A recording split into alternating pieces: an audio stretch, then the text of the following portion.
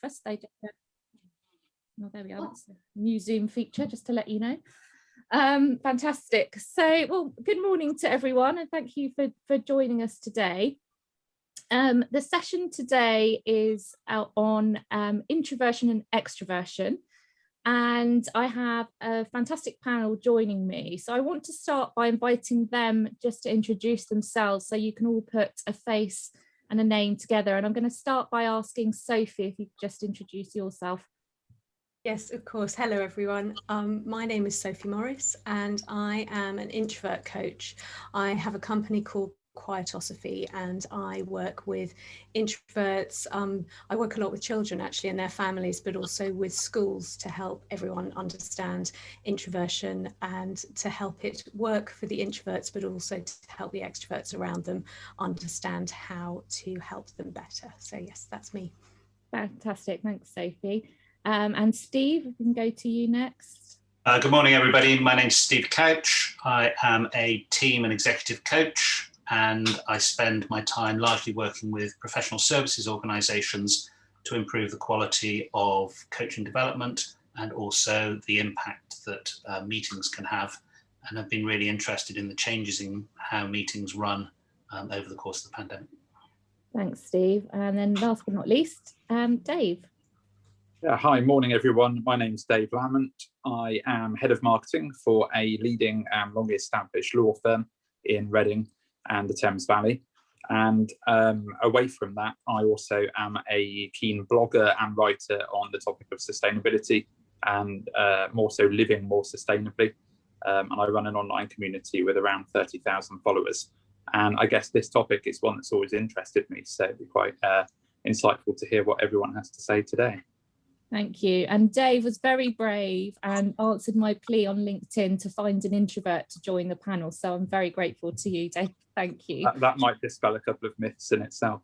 Well, absolutely. Absolutely. So before we start, I want to try and make this slightly interactive because I'm conscious that these online events can be tiring. So if everyone opens up the chat, hopefully they will see in there, saying that I can't find my chat now. I've put in there a code. Can everyone see that for Menti? No, it's because I've sent it before people are online. Well, if everyone can get their phones, and let me do it again.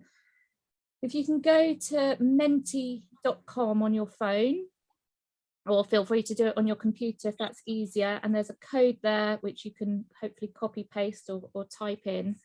And you should see a couple of questions there.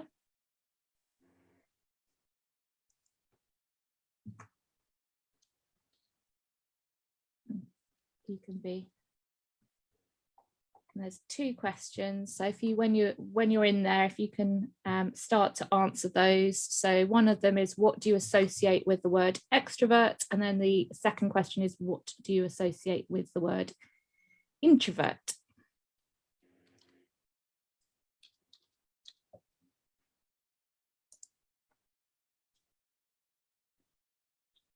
Great, starting to see some words coming through now.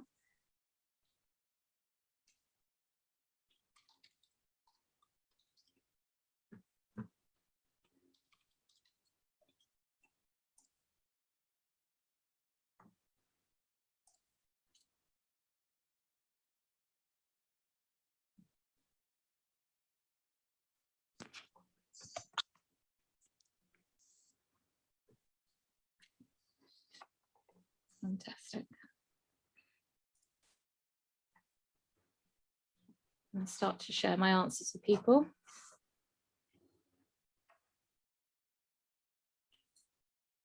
So this is obviously weighted, so the bigger words are ones where more people are answering. So outgoing, confident, absorbed, that's an interesting one. I am an extrovert, in case anyone had, in fact I probably already said it, being an extrovert, talking through. Overpowering, loud, positive, friendly, leader, assertive, noisy. So some interesting words coming through there. And then on the introverted side, if I can make this move forward, here we go. So quiet, a loud one, coming through there? Lower confidence, reflective, strong, intellectual, intense, shy, listener, considered, low energy. So some interesting words coming through there. I'll share both of these slides with you at the end of the session today. So I think it's interesting that all of those, well, for both of those, there are some positives and some negative perhaps words there. So I think we all have a sense of what introversion and extroversion are. And we're going to challenge some of those words in a second when we speak to Sophie and think about some of the myths about both of the terms. But what I want to do before we move on is I think we've probably also all got a sense of what we are. So I'm going to do another quick poll. This one is where I am more familiar, which is with Zoom. So what do you think you are? Do you think you're an introvert, an extrovert, or a bit of both?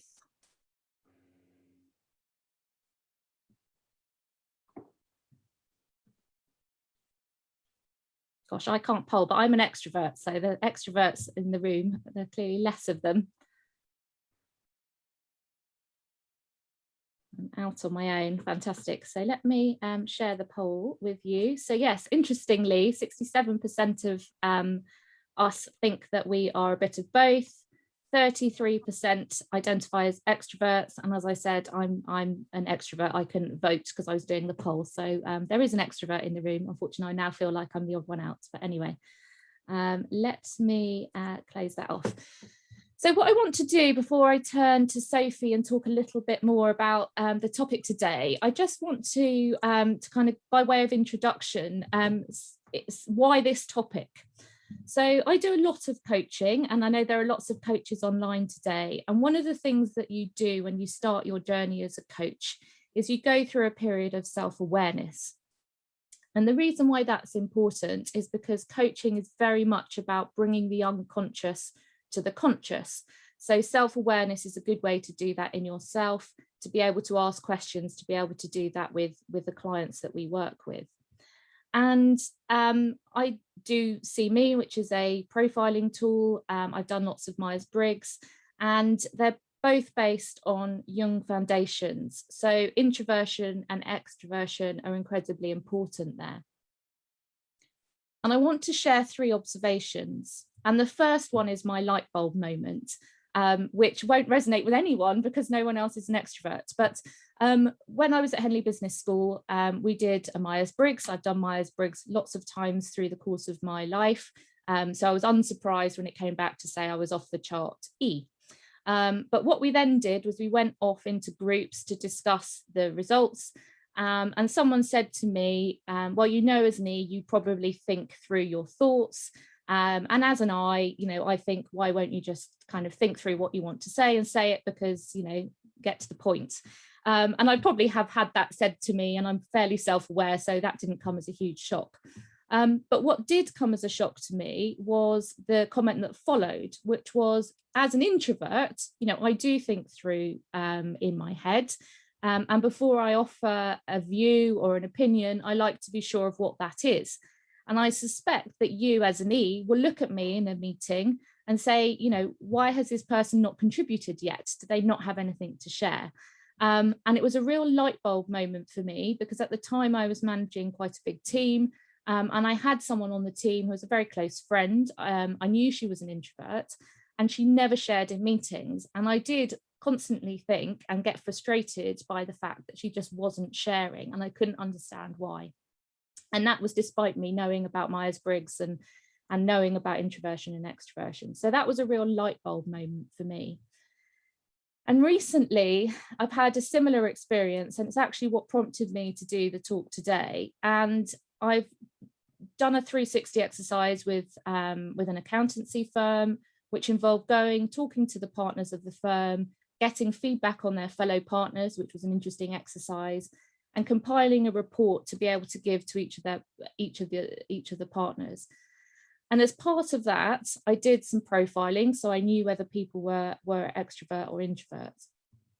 And the managing partner in that firm was an extrovert, and his criticisms and the way that he wanted to work were very much tied to his E preference. And he didn't realize, despite the fact that he was quite bought into this kind of profiling and personality types, he didn't realize that his criticisms of his team members were very much based on the way that the people in his team like to think. And he really wasn't accommodating that in the way that he worked. So that was what kind of inspired me to do the session today. Steve knows that it's a topic that I'm fascinated by because we regularly talk about it. So I'm really pleased that I've got Steve to be able to share some reflections. And I'm really pleased as well that we've got Sophie, because I have 4 children and one of them is incredibly introverted. And I find it very difficult as a parent to manage him. My children who are extroverted and are constantly chatting and around me, I find much easier. So I'm fascinated to hear what Sophie's going to say. So I'm going to stop talking and I'm going to hand over to Sophie. So Sophie. Hello, sorry, I seem to manage to switch off my video then, which wasn't what I meant to do at all. It's really nice to be here today. Thank you, Claire, for asking me to be part of today's event. So yes, as I mentioned, I work with introverts. You could probably guess I am an introvert myself. And actually, I'm really proud of my quiet nature. I didn't fully understand it until I was in my 30s. And it's really now that I do know why I think the way I am, why, like Claire said, I find it hard sometimes to contribute in meetings because my brain is still working out what it is that I want to say. So I'm really glad to be here today. And what I'm going to be talking about is a little bit about introversion, what it is, and why it's important to know whether you're introverted or extroverted. We're going to look at some personality myths and then look at what introverts do bring to the table. And I'm going to end with a couple of suggestions of how we can make things more inclusive. And so to start with, what is introversion? Well, it really boils down to energy. Some people are drained by social interaction or stimulating environments, even if they're having a brilliant time, but they need quiet time alone to recharge. Now, these are the more introverted. This may resonate with some of the people here. Whereas extroverts, on the other hand, like Claire, gain energy from being around other people and being in these stimulating environments. My husband is very extroverted, so we have quite an interesting dynamic at home within those situations. And also then sort of in the middle are the ambiverts who get energy from quiet and stimulating environments. And so really there is no right or wrong way to be. It is how we're wired. And the science does show that actually temperament is with you for life. Behaviors may change depending on experiences, but actually your temperament will stay with you. And according to Myers-Briggs research, introverts make up about 50% of the population, yet we're frequently made to feel a minority. I mean, I certainly had no idea that I was sort of one of two. I spent a lot of time feeling that there was something strange about me because I didn't seem to be able to do things that some other people found very easy. You know, our society is very much built around an extrovert ideal, where people are told to speak up, to join in, to be more outgoing. And as an introvert, we can do all or any of those things, but this quiet need that we have to recharge isn't valued, and that's what makes things difficult. And really, you know, we face this bias as an introvert from childhood, picking up that your quiet nature is unwanted, unvalued, and something that needs to be changed. And through my work, I try to challenge these myths and misconceptions. And I think it was interesting that in the poll, a lot of you said that you were a bit of both. And it's right, we all are a bit of both. We all have introverted and extroverted traits.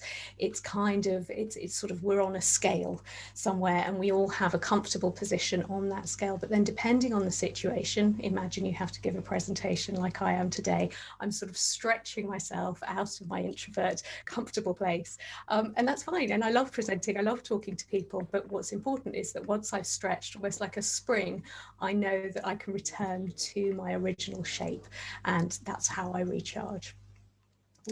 And you know, there's a lot of questions. Some people don't like labels, and I understand that, and it can be important to, you know, it's important to respect that. But however, I think it is really essential to understand if someone is introverted or extroverted.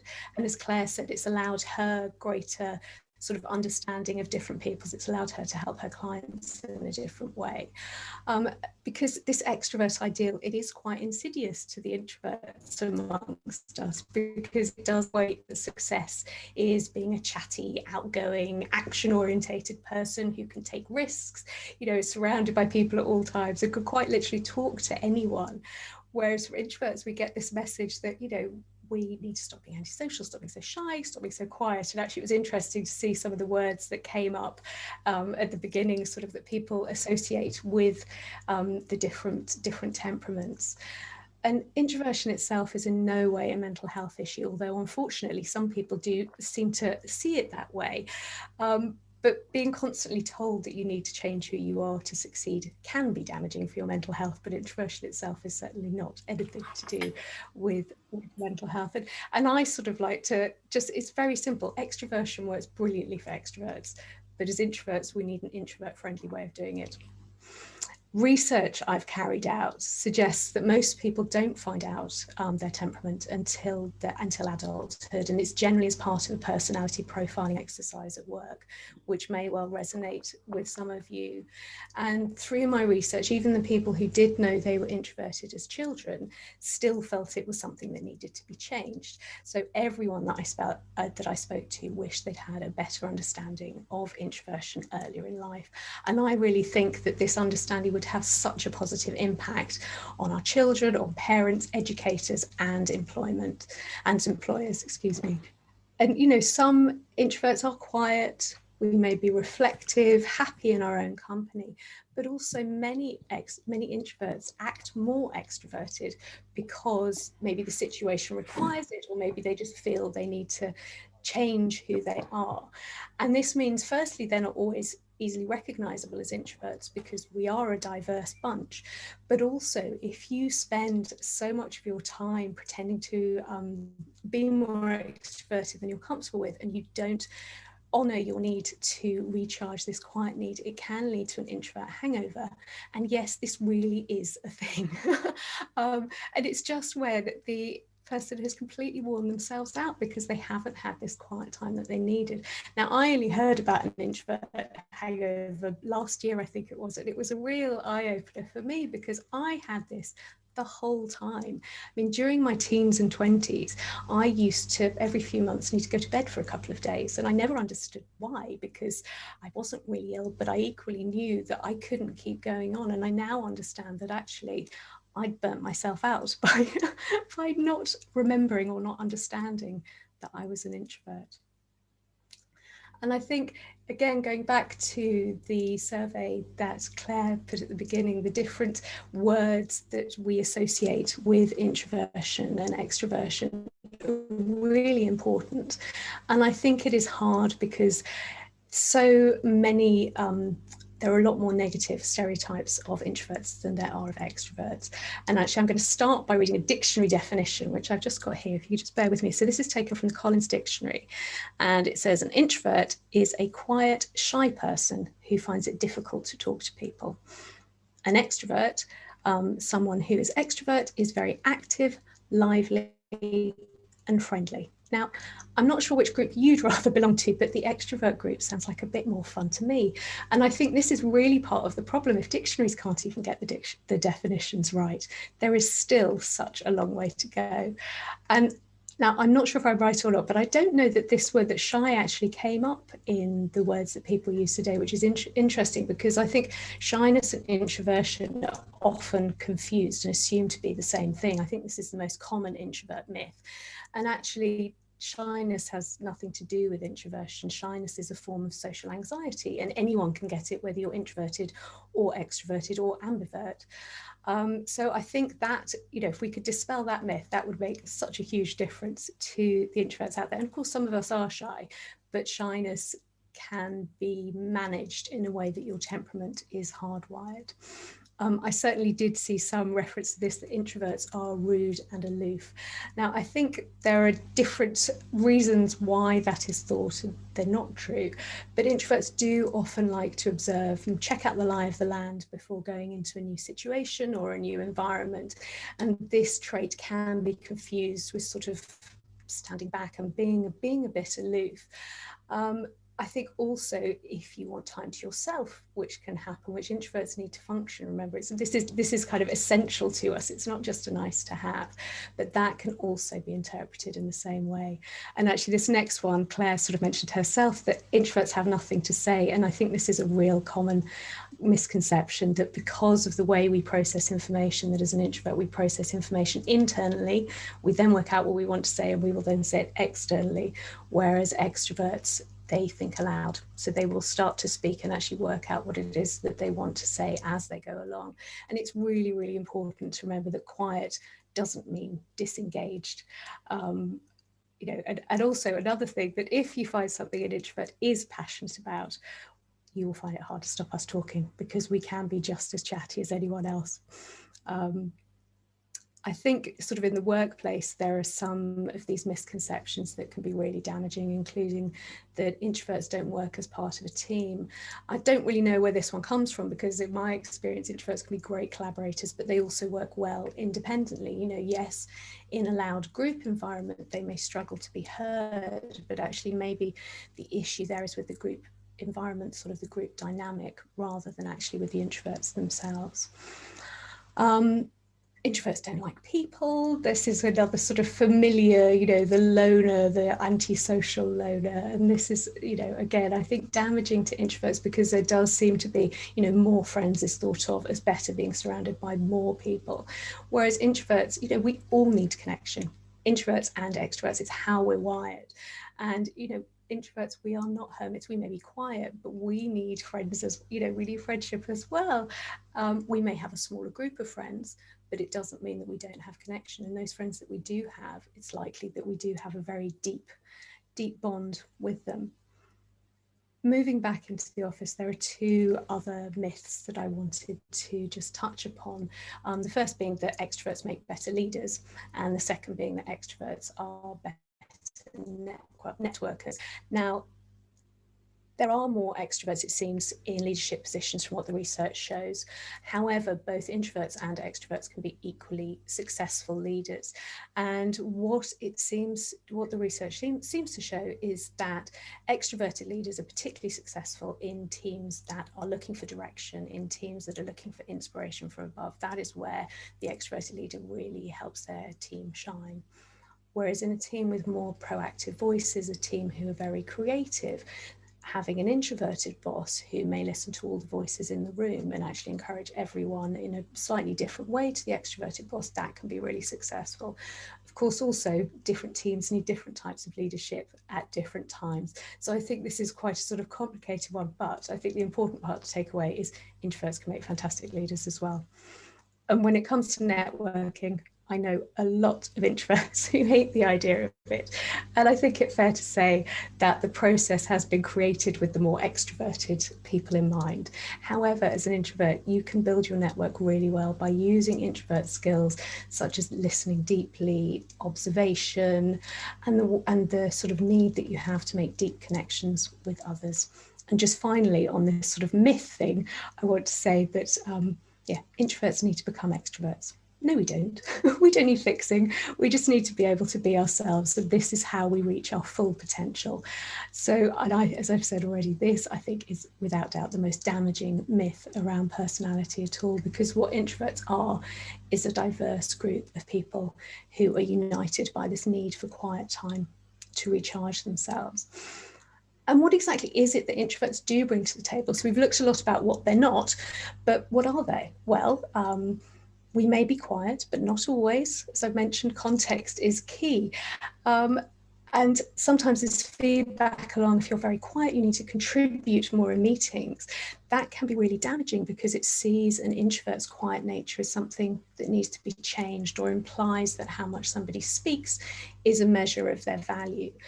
And the reason that this is dangerous is because for real success, any team needs a mix of introvert and extrovert characteristics. And by focusing purely on how somebody speaks, you're missing out on what the introverts do bring to the table. They are the observers, the deep thinkers, the creative problem solvers, the people who notice what other people don't. They're excellent collaborators, because being the center of attention is not a position they will seek out. Introverts think before they speak, as we've said, but when they do speak, it's because they have something that they feel that they can contribute, and considered contribution is really important. And just to sort of end, what can we do to help to make things more inclusive for all the different personality types? And I think, as you know, colleagues, friends, parents, managers, while introverts may not have the louder voice, we need to encourage, we need to listen, we need to create spaces where everyone feels comfortable to contribute and be heard. We need to validate introversion, not as some sort of defect, but just the way that 50% of the population are wired, and act as advocates and sort of help by calling out any time that these very pervasive myths of what is right and, you know, between introversion and extroversion. And, you know, I hope, and I think the conversation around different temperaments is happening far more now.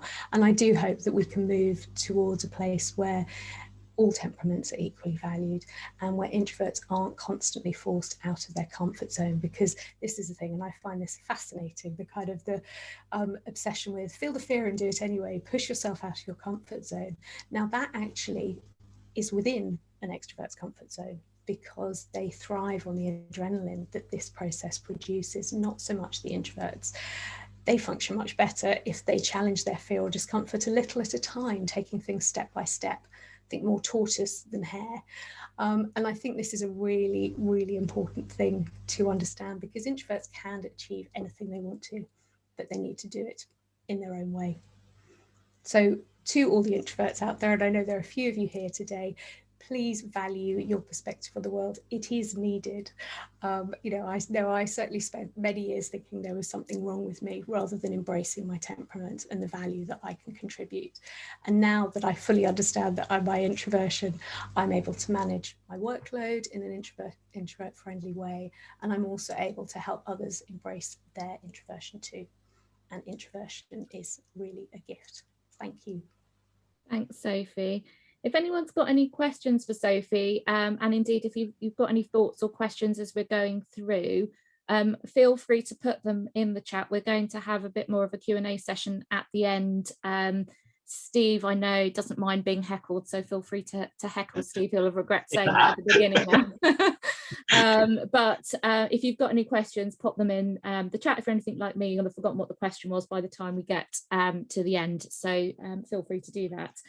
I want to pick up on something that Sophie said, and she kind of paused at the end on the same point. And that is, you don't need to change who you are to succeed. I do a lot of work around diverse thinking. I do a lot of work around diversity. And, you know, there has been, you know, an increased focus on diversity last year, which is fantastic. And more than a focus on diversity, there's a focus on inclusion and belonging and making sure that people are their best selves at work.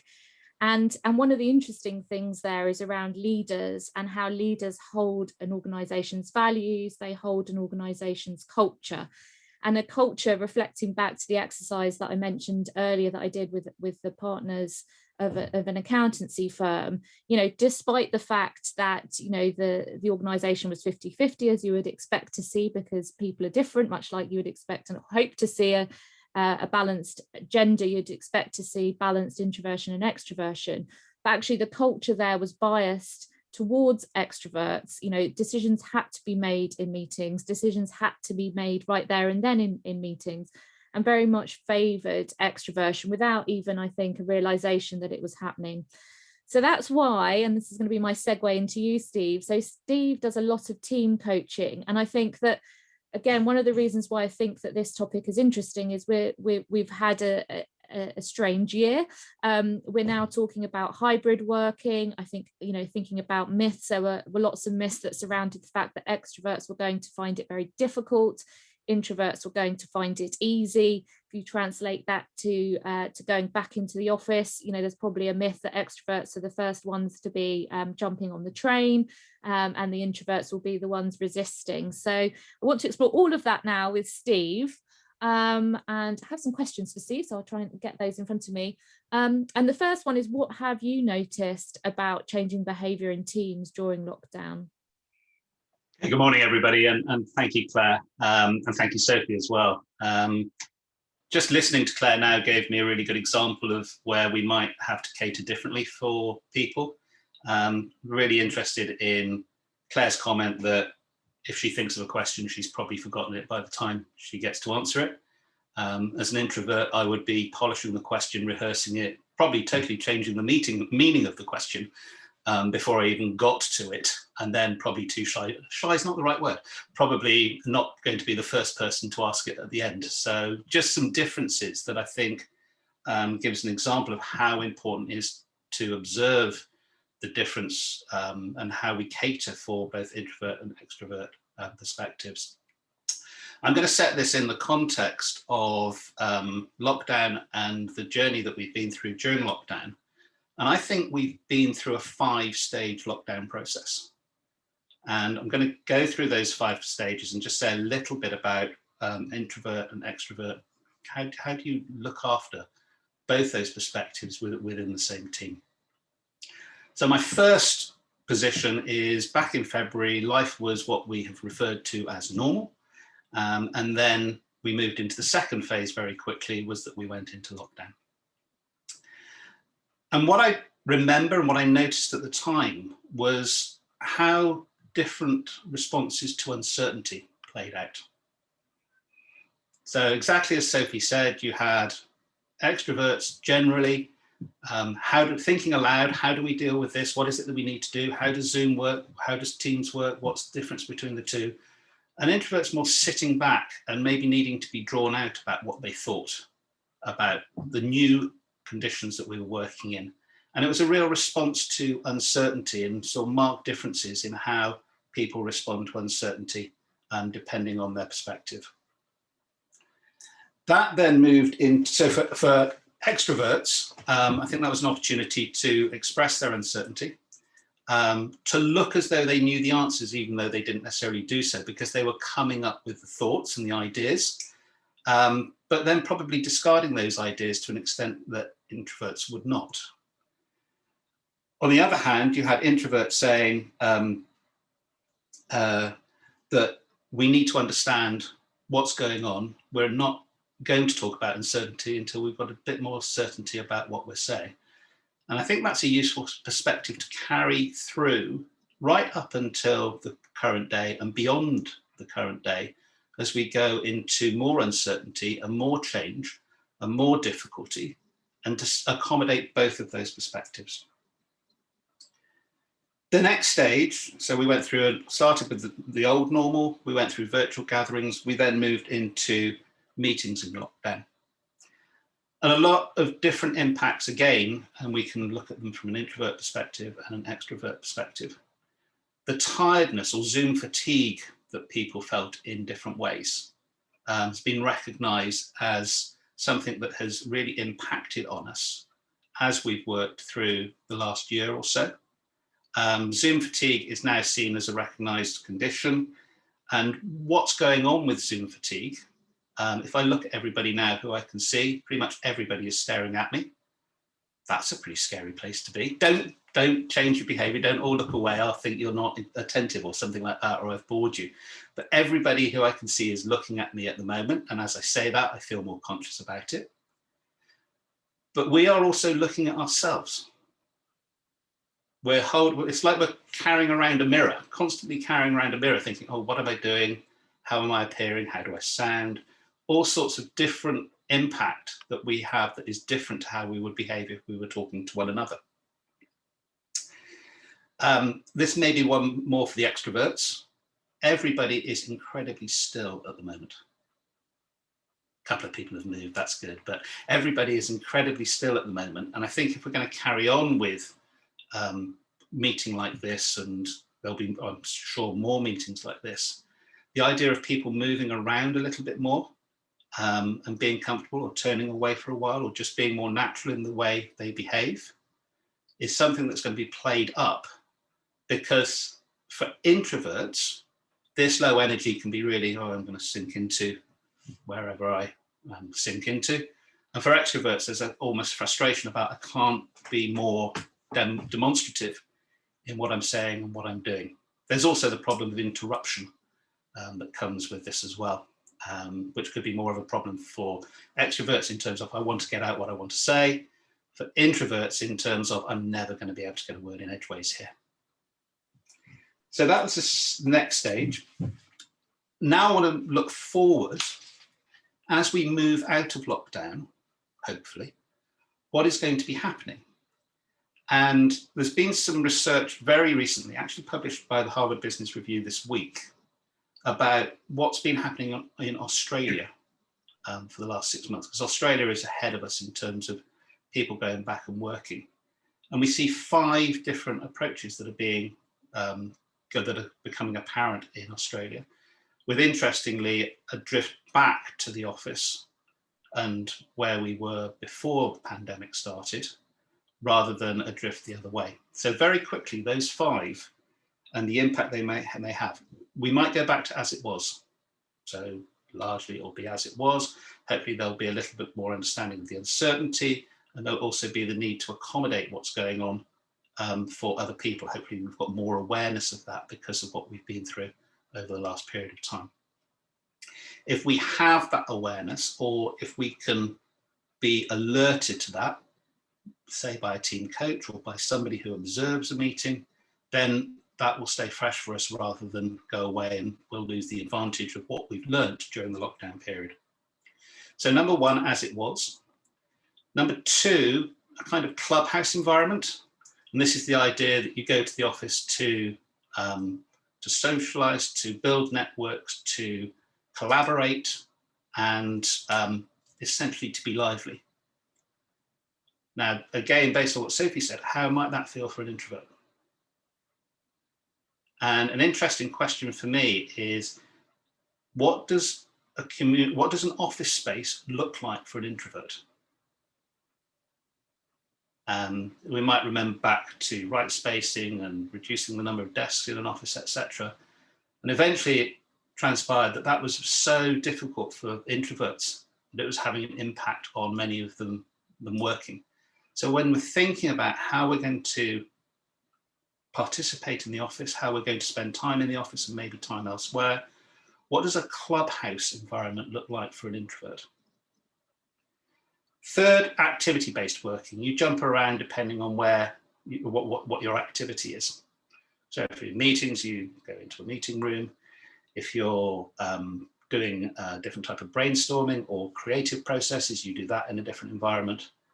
But again, what is going to be best to draw out the introvert in those environments, and maybe also to think about the extrovert and how they can best contribute. And there's a danger with me being an introvert that I'm going to do this all from an introvert perspective. And I've got to think, what is the extrovert thinking here? And I'm surprised Claire hasn't interrupted me. You know what, I did take myself off mute, but I'm being very polite. But the third stage is activity-based working. The fourth stage is called hub and spoke. And this might be quite helpful for introverts, but also for extroverts in terms of you go somewhere in your local community. You don't, for those of us who are familiar with this, you don't get on a train for an hour and go into London or Reading or wherever. You go to your local Starbucks or you go to your local Costa and you work with people there. Or the increase in office space that's being rented out locally, that allows people to come together, not necessarily with people in the same organisation. And that might be a way of working together, and that's being experienced. And then the final is full virtual. So what we're doing at the moment. And we've learned a lot over the last year about what full virtual feels like, what it means. But often we haven't taken account of that learning. We haven't stopped and thought, okay, what's different now? What's going to be different over the next 6 months as we're transitioning out of our current arrangement and into a new arrangement? Lots of surveys have been done about what employers want at this stage, and you could probably do some correlation between what employees want based on their introversion, extroversion. But what's going to make the office work, and what are we not noticing as we go through this at the moment? I think that's really important. Claire said I'm a team coach, and that's one of the things that I would look at in terms of just notice what's going on around us. So 5 stages, as it was, clubhouse, activity-based working, hub and spoke, and finally fully virtual. Thanks, Steve. I'm really conscious of my hands, because one of the things I've had to get control of my hands, because I like to speak with them, and again, someone pointed out that they tend to be off here and people can't see what I'm doing, so my legs are doing what my hands would normally be doing because no one can see them. But anyway, thank you for those insights. Now, one of the things I wanted to ask you, because I mentioned See Me at the beginning, and we've mentioned Myers-Briggs a lot, because I think that's got quite a long-standing history, and people know and probably have done Myers-Briggs themselves. But there are other tools that you can also bring in. So in terms of kind of increasing a team's awareness, is there anything else that you would recommend or look to notice if you're leading a team? There is, and I'm going to talk a little bit about a tool called favour, which is quite an old tool. It was developed in the 50s to stop American Navy on submarines having really serious interfaces with one another in a confined space. And it was based on the need for three areas. First of all, for affection. This is our personal need for affection. Secondly, for control, and third, for inclusion. So it gave perspectives on those three areas. How much or how little affection do we seek? How much or how little control do we seek? How much or how little inclusion are we looking for? And that was good. If you think of how people are coming back to the office in terms of how much affection they're looking for, how much control they're looking for, how much inclusion they're looking for, you can draw a little bit there in terms of how people are working together. There's correlation between favour and MBTI as well. No, but the next... Sorry, I was going to say, I'm just going to interrupt you now. I was going to say, having done my favour, there was no surprise to me when I was on the off the chart oversharing, and there was a lovely comment in there, something along the lines of not everyone needs to know everything that you want to share with them, or something like that. But yes, probably linked to my preference to want to talk through everything. So it's linked to preferences, it's linked to how we behave in those three areas, but it also measures what we offer in those areas. So how important is it for me to offer inclusion to my team? Some people, they're very important. The only way we can work collaboratively is if everybody's involved and everybody goes out together or celebrates together. Danger of that is obviously thinking in the same way, and you don't get diversity of thought. But how much do we need? How much do we offer inclusion? How much do we offer affection? How important is it for us to be seen to be a caring or a kind leader, or a caring or a kind team member? And of course, how much control do we allow others? Or how little control do we allow others? So in terms of how we start operating in teams as we go into the future, I don't think it's just a question of, do you want to be working at home, or you're probably a bit of an introvert, or do you want to be working in the office, or probably more of an extrovert? I think we need to go deeper than that, and looking at people's attitude to affection, control, and inclusion just takes you one step further in terms of what people may be looking for, and gives you a little bit to discern in terms of what's actually going on for somebody. And I like that because it breaks down this, you're an introvert and therefore everything you do is this, or you're an extrovert and therefore everything you do is this. And it just goes one stage lower to see what you're offering as well as what you're looking for in a team environment. Thanks, Steve. I could, well, with all of the panelists, I always have this problem. I could stay with you for the remainder, but I want to bring Dave in now. And as I said, you know, Dave answered my plea on LinkedIn for an introvert, and Dave wasn't who I expected to come back, because, you know, Dave's mentioned that he is very passionate about the environment. He's got a group with over 30,000 followers. And, you know, I know you write a lot, you speak a lot about it. So, you know, again, going back to these myths, you know, you weren't probably the person that I expected to put your hand up. So I just want to start really by asking for your reflections on what you've heard today. You said it's a topic that's interested you. Have you learned anything new? Have you come away with any interesting thoughts or reflections?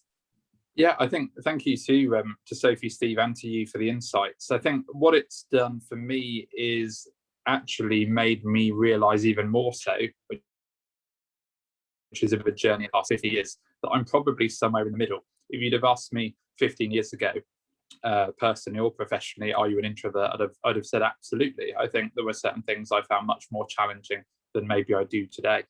And I think this term ambivert is not one that a lot of people think about or are aware of. I think people look at extrovert and an introvert as very polarized opposites. You're either one or you're the other. But it's that middle ground, I think, that's being talked a lot about today. And your comment just now, Claire, that really you may be one or the other, but actually manifest in different ways that can surprise people. And I think for me, I first became aware of my introversion and how that can be perceived in the workplace around 2003. I came out of a meeting with a number of senior managers, and I was talking to one-to-one, and he said something to me along the lines of, you have a very interesting style in meetings. You sit back, you are clearly listening, absorbing, reflecting, and about 2/3 of the way in, you'll come out with something actually that can be quite profound or quite interesting, maybe a bit different to what else has been already shared in the room. And I think that was the first time I thought, that's interesting in itself. I'd never had feedback in that way. And I guess in the last sort of 15 plus years, I've moved gradually more and more towards the middle. And I think in more recent years. Oh, we've lost David. Joys of virtual webinars. What we'll do, whilst David hopefully will log back on again, has anyone got any questions amongst the participants? Feel free to either put it in the chat or take yourselves off mute and ask a question. Anyone? For me, hi Claire. I'm kind of looking at this sort of personally, but more so just thinking about the partnership. So obviously at IBB, we've got various functions, and I'm thinking, how do you? Interesting to hear Steve's thoughts, but how do you actually introduce something like that? How do you actually work out the personalities? Because you wouldn't always just know. So how do you go about sort of introducing something like this, just to sort of weed out, if you like, the various personalities, then to identify them, and then to be able to work with the various groups. So I'll answer, and then I'll pass over to you, Steve. That suits me, Claire. That's the right order. Perfect. So my two immediate thoughts there are, one, there are ways that you can find out what personalities there are in a team, and you can, we've mentioned See Me, Myers-Briggs. There are lots of different tools that you can use to find out, what your team is made up of.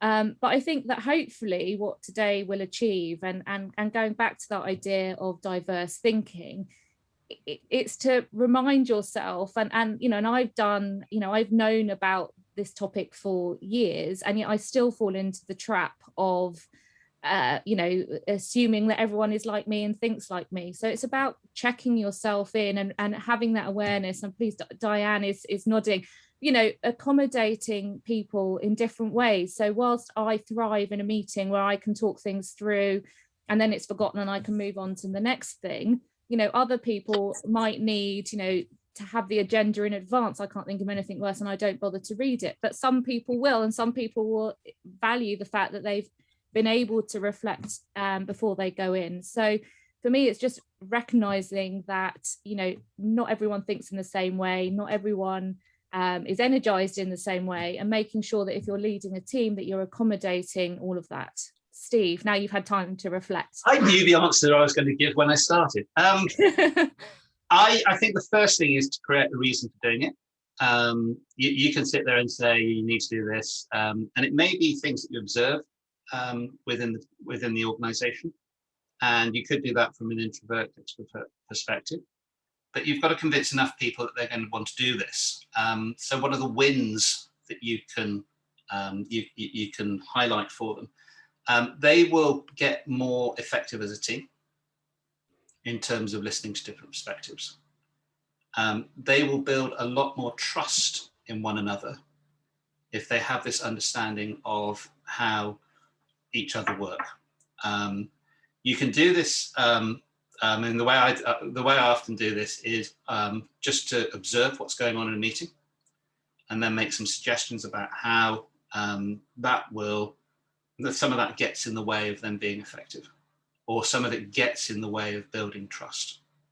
And if you haven't got trust, then you're going to have less potential within your team to achieve what you want to do, because people won't be so open and honest with one another. And there's the opportunity to do that, depending on the team, with things like FireOB or MBTI. There are other tools that are more appropriate to teams that you can use. But you actually quite quickly, once you've got over that hurdle of, yes, we actually need to do something about this because we will be more productive and effective as a team and we'll be more cohesive, all those good team things, which I think are necessary. Once you've got over that hurdle, very quickly people realize, actually, we're going to get some benefit out of this. We're going to be a better team. We're going to understand each other better. We're not going to talk over each other all the time, or not acknowledge one another, or not listen to one another. We're going to give space to both. If you're using your introvert, extrovert perspectives, we're going to give space to both in the work that we do together. Does that help? It does. Thank you, Steve. Thanks. I can see Dave is back online. I don't know if that was a deliberate. No, apologies. I didn't want to interrupt being an introvert, but I have a touch and go internet connection. Apologies. Some days. Fantastic. So I had one more question for you, and that was around culture, because I think we have been talking a little bit about culture today, and interesting, there were reflections from Sophie about children, and again, and I fall into the trap, and with my son I'll get him, will you get out of your room, will you come and engage with us? And Nicholas is just exhausted from having had a day at school and interacting with people and just needs his own time, and I go for a walk with my dog and phone someone because I can't bear the half an hour of quiet. So it's really interesting how you do fall into the trap. And Nicholas has been told he's been shy, when actually I don't think he is. He just likes his own space. So thinking about cultures and professional services firms, and thinking of all the professional services firms I've been in, where it's the rainmakers, it's the confident, loud corporate partners. It's perhaps no surprise that I qualified as a corporate partner, that tend to be the ones that really lead the way. What's your reflection on the culture and professional services firms? Have you seen, that it's more, biased towards extroverts? I think that's always a danger. I think lawyers are a certain breed, though, in the best part, aren't they? And I think there's always a degree of individuality there, to some extent, ego in a good way. But I guess that's why it suits me being an introvert. I've always described it as the way I can see marketing is that you're the kind of producer in the background. They're the front and center, the stars of the show. So as a marketer, you have that opportunity to not hide, but to slightly hide behind those front faces, the brand, the organization. But I think we see all sorts in professional services, and I think that's changed a lot over time. I think there's a generational difference. I think we probably have many more introverted or people in the middle in the sort of sub 40 bracket. I do think that's changed a lot in the last few years. I'm going to bring Chris in now. I apologise, Chris, because you're not on the billing, so feel free not to answer. But so Chris works in the diversity and inclusion space, and there's a lot of talk around diversity of thinking. I mean, is it something that you're thinking about, Chris, in terms of diversity and bringing in different personality types, or is it something that you think is just not on the radar yet? Thank you, Claire. Absolutely. And just a heads up, I literally have 2 minutes because I have to jump into another meeting at 10. So yes, in addition to diversity, I also head up our talent acquisition in the professional services firm that I work for. So of course, the whole aspect around neurodiversity, as it has increasingly been known over the past couple of years, just to make sure that you have good representation. Everyone has, you know, regardless of their style, character, you know, they have equal access to opportunity, to the job. Also being wary of, if someone is extremely extroverted and can present very well through the process, through the recruitment process, doesn't necessarily mean that they might be the best person for the role or the team. So just being acutely aware, working with a team to ensure that if someone's a bit quieter, because you get feedback sometimes from especially hiring managers, oh, you know, the candidate just didn't present well enough. Well, try and drill down to understand what exactly does that mean, because people like to, if you like, hire in their own image. So an extrovert is more likely to be drawn towards an extrovert, and an introvert is likely to be drawn more to someone who probably has a quieter demeanor. So just to make sure that some of those barriers are broken down, we create as much of a level playing field. But I'm particularly interested in this topic, both from a, as I said, neurodiversity, make sure that, you know, we have certain protocols in meetings, you know, draw people into conversation and give them the opportunity. And equally, if they don't want to contribute openly in an open forum, give them the opportunity to perhaps have a more one-on-one, because everyone's contribution has got to be valued and has got to be represented. On a personal basis, you know, I have a family of 4, I've got 2 grown-up children. I would consider myself as an ambivert. My husband's an introvert. I've got a daughter who's extremely extroverted. She's in professional services, and I've got a son who's acutely introverted. So we have a very sort of weird family dynamic as well. So I'm acutely interested in just, you know, the whole concept that we as a society are much more prepared to talk about now and recognize and play to the strengths of the different characteristics that we all bring within our sort of social and professional networks. Thanks, Chris. That's really, really useful comments there. There's one more question. It is 10 o'clock, so I know that some people do have to jump off. So if you do, thank you so much for joining us, and feel free to jump off. As we've had the question, I'll ask it and we can answer it, and then we will close. And that is, what do you think about using cold calling to get introverts to speak in meetings? So probably what I've just done to Chris. What's anyone's view? Sophie, maybe, what's your view there? I think, I mean, I touched on it earlier. It's sort of back to that being in school and suddenly the teacher asks you and you don't know what to say. And I think the point that you made, Claire, of kind of if there is, if you can give people information before the meeting so that they know the topics to prepare, that can be really helpful. But I think if you call on someone and they don't have something to say, again, a lot of those kind of extroverted, you know, oh, they don't know what they're talking about, whereas actually it's that they just needed the time to think. But as an introvert, there are also kind of things that you can do to buy yourself a bit of time in that meeting. So it might be going, oh, okay, well, thank you. Just hang on a minute. Let me just think about that. So there are strategies that if you are called upon, because it does happen, and I don't think it's always the most useful way to do it, but actually there are things that you can do to buy yourself a bit of time so that you do have the opportunity to think. Thank you. And thank you. Well, thank you to all of the panelists. Thank you to everyone that's joined today, and hopefully you found it interesting. As I said, it's a topic that I find fascinating, so I've enjoyed it. So I hope you have as well.